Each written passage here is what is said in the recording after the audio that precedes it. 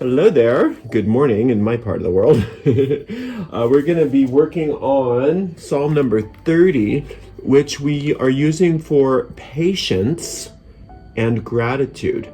So this is when a lot of times we'll be working on something for a while and we don't necessarily see it manifesting as quickly as we want. This psalm is going to help us to be able to see past that little time gap and into where the blessings really are, and it's going to carry us into the manifestation in a nicer way, instead of wondering what's going on, what is it happening, when is it coming, are we there yet? So this is going to give us a really good some really good patience. So let's just do a little talisman first here. We'll just use the simple method, and all we do is make a not like that, Ariel. All we do is make a circle with a little opening at the top. My goodness, what's wrong with this today? And like that ish. There you go. And we're going to sign our name, and for us, that's all viewers today. But if you're doing one of these on your own, just put your own name in there. I'm putting all of us in here. If for some reason you don't want to be included in this, just mentally tell yourself or verbally say, I take myself out of this talisman, and all will be well. So we're going to do, I always like to do peace or serenity as one of our goals. And then we do an odd number, so we'll do two more. I'm going to do patience, and I'm going to do gratitude.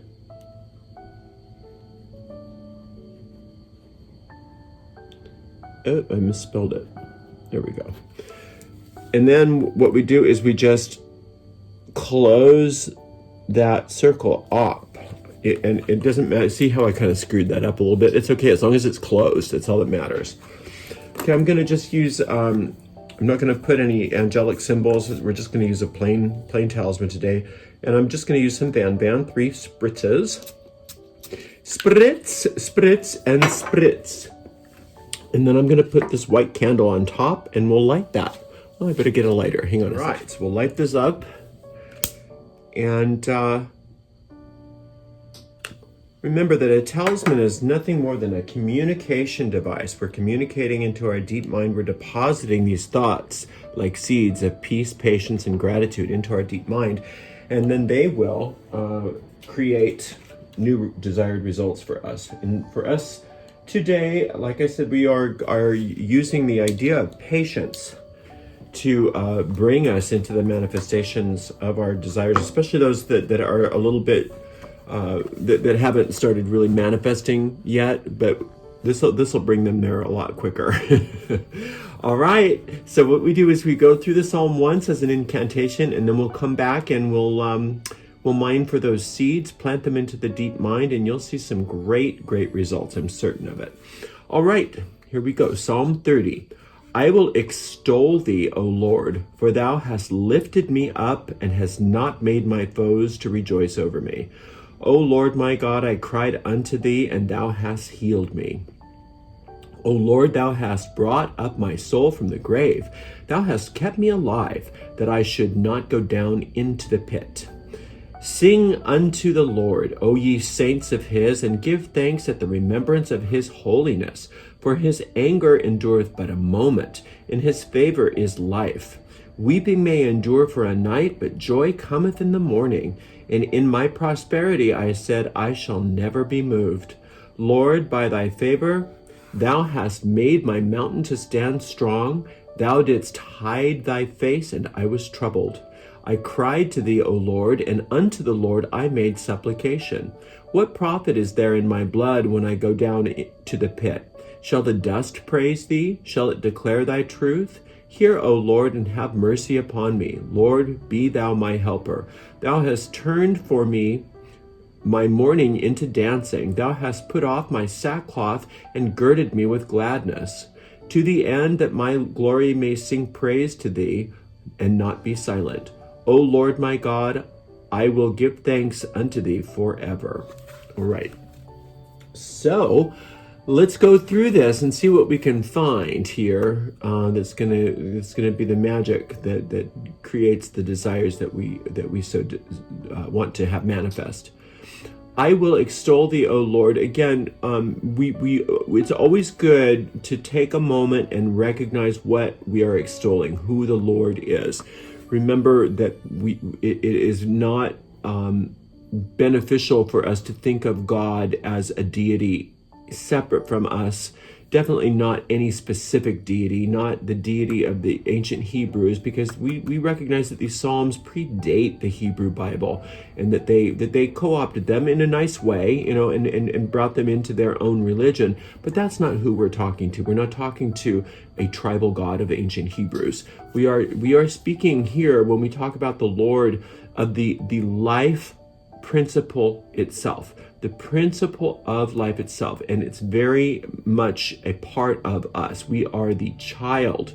Each of us are children of that life principle. We are infinite love, infinite joy, infinite peace, infinite prosperity, all the qualities that is God, all the qualities that is creation, and everything that is unlike those qualities we recognize can't really exist except for in our world of illusion. So we are extolling the life principle itself.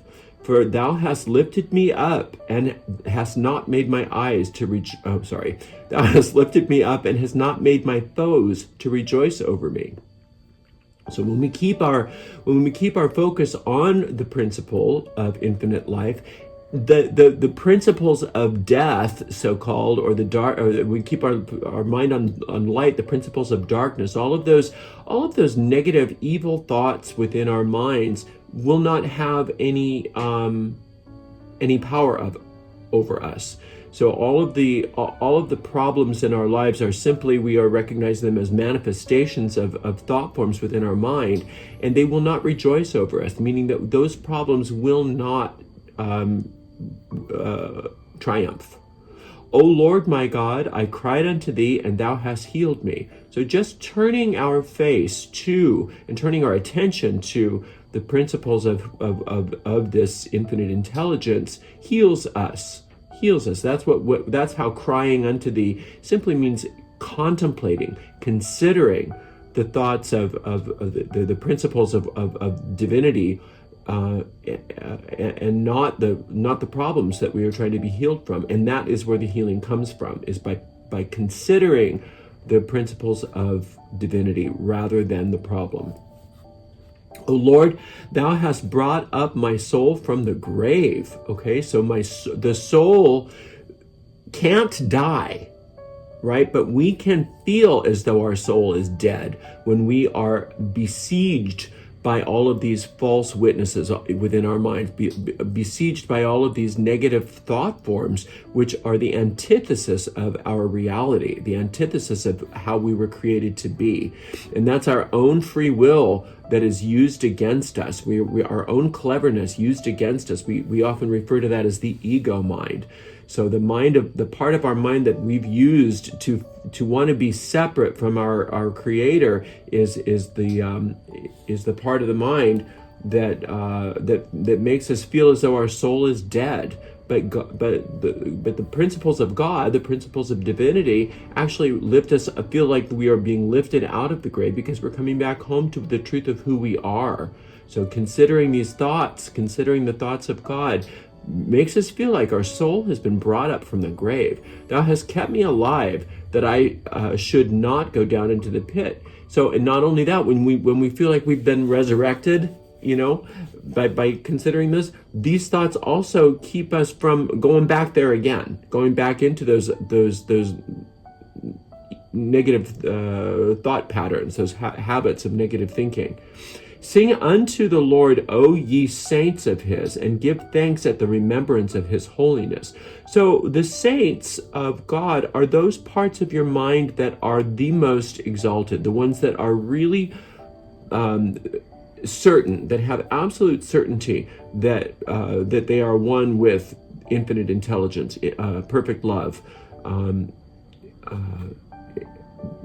and a lot of times when we are so focused on the negative parts of ourselves, we don't even recognize that those so-called saints within us exist. But if we just recognize them, if we just speak to them like this, sing unto the Lord, O ye saints of his, and give thanks at the remembrance of his holiness, that turns our focus onto those parts of our mind, onto those thought forms, which are what the saints are. And in giving thanks at the remembrance of his holiness puts us right back on that thought beam, right back on those rays of light that are the truth of who we are, and those all those negative thought forms become disabled. They actually become discharged. So they no longer have any power, because there's no substance behind them, because we are the only thing that can keep those negative thought forms alive is our attention on them, because they don't have any life force of their own, because they are but shells.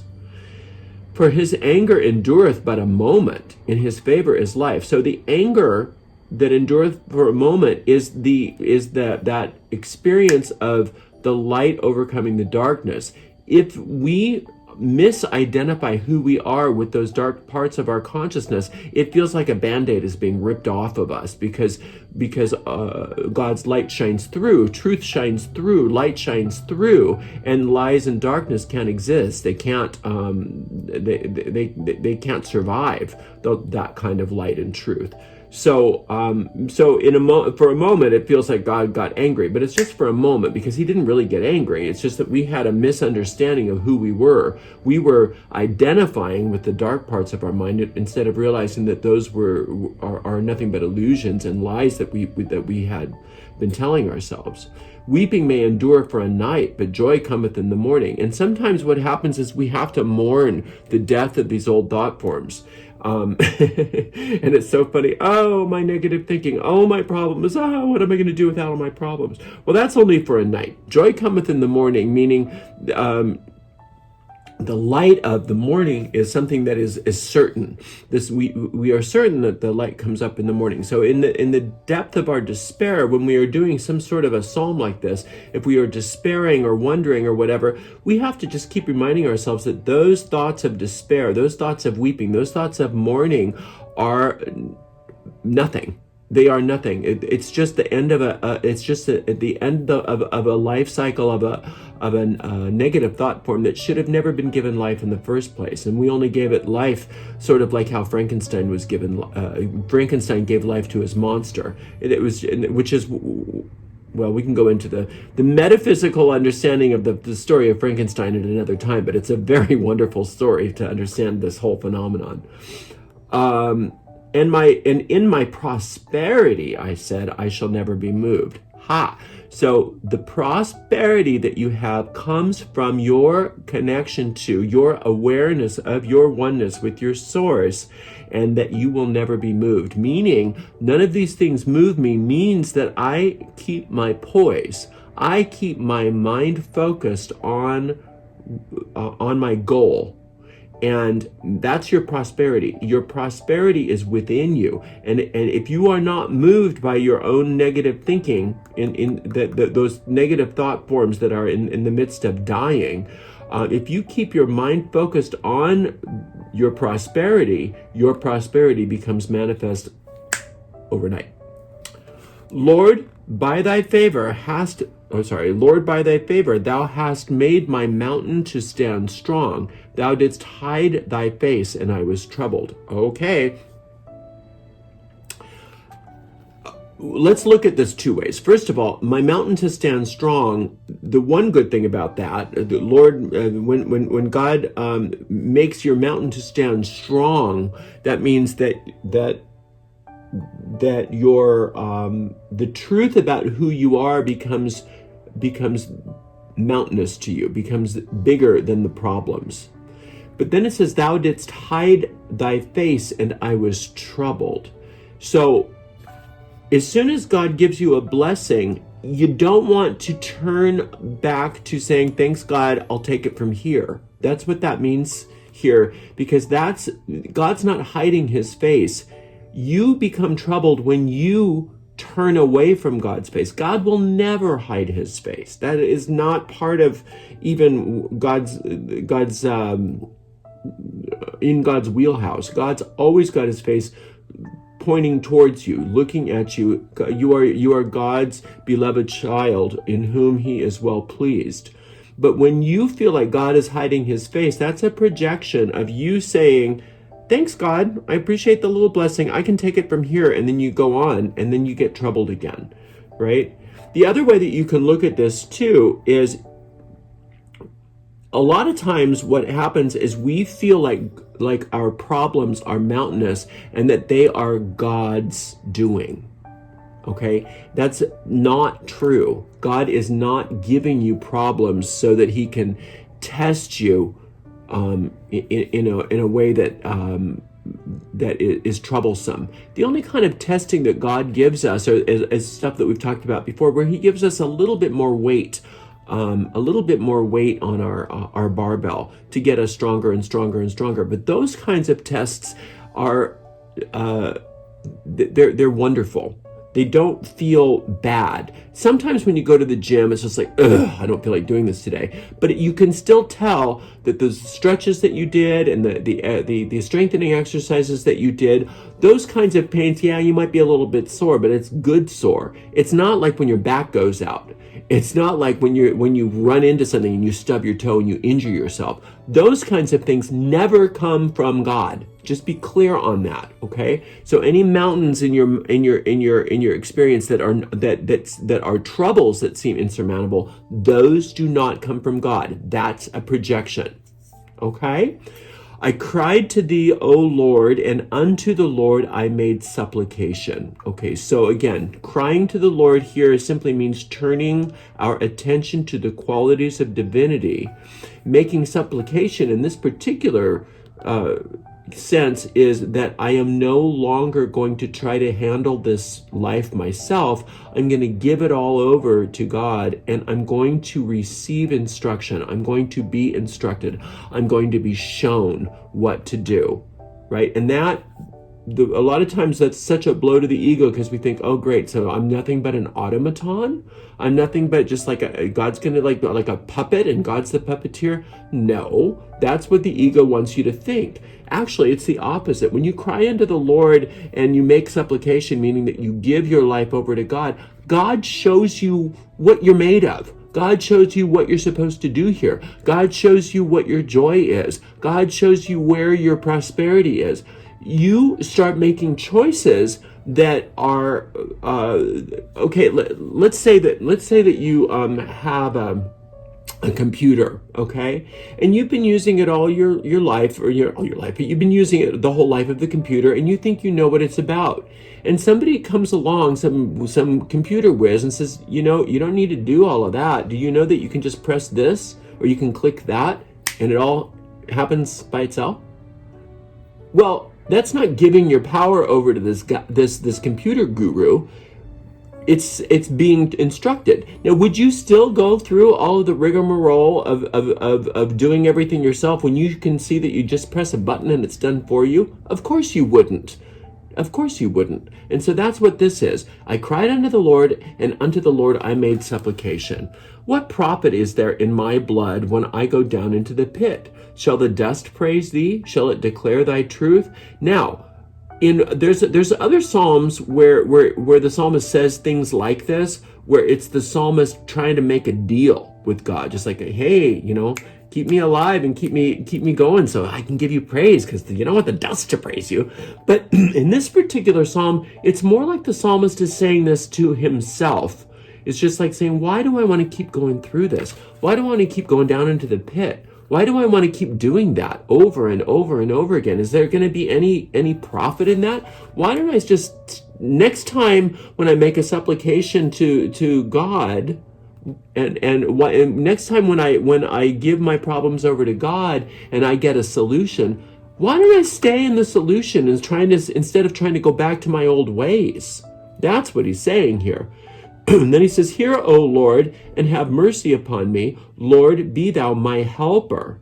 Well, that's pretty obvious, right? Mercy doesn't mean like, okay, well, God's hurting you, but he's going to stop. Mercy means give me mercy over my own self-abuse.